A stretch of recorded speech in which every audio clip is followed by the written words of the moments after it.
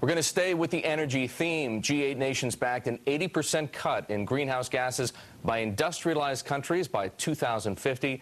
Joining us with his reaction, what it'll mean for carbon trading, is Richard Sandor. He is chairman and CEO of Climate Exchange PLC, which owns exchanges in both Chicago and Europe. He's in Chicago today, and he's joining us from there. So, Mr. Sandor, let us focus in on the news out of the G8. As we said, the industrialized nations committing to an 80% emissions cut by 2050. The question I have for you, though, is really how much of a difference is that going to make? A, it's 41 years from now. B, the developing nations decided not to participate, at least for the moment. I think it's the start, and it's very important because it ratifies the fact that emissions trading is a policy tool that will be employed. While the goal looks lofty, if we take a look at the experience with acid rain, it took 20 years and we cut it by 50%, so it's in line with other public policy programs.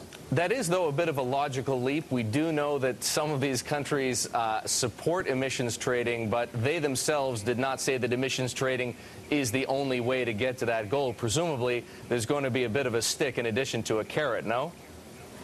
Yeah, I think you're going to see emissions trading.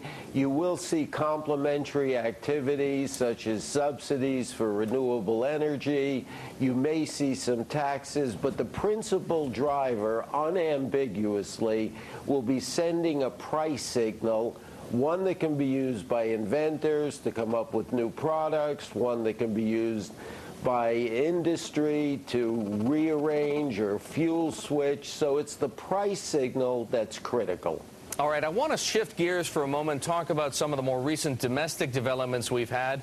The Waxman bill on climate change, you could call it, inserted a section at the very last minute, 795, which from what I gather actually is beneficial to you in as much as it allows the offsets that are currently traded on your exchange to be swapped for the government-issued allowances. Did you get all you wanted out of that bill?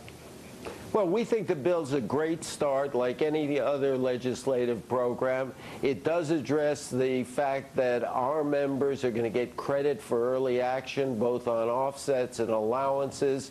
They've been good citizens. Public policy is well served by legislation that rewards people for doing the right thing, even though there's no law. So it will encourage good behavior in the future in other areas. So we're very pleased that we were recognized, and recognized both in the offset and the industrial side.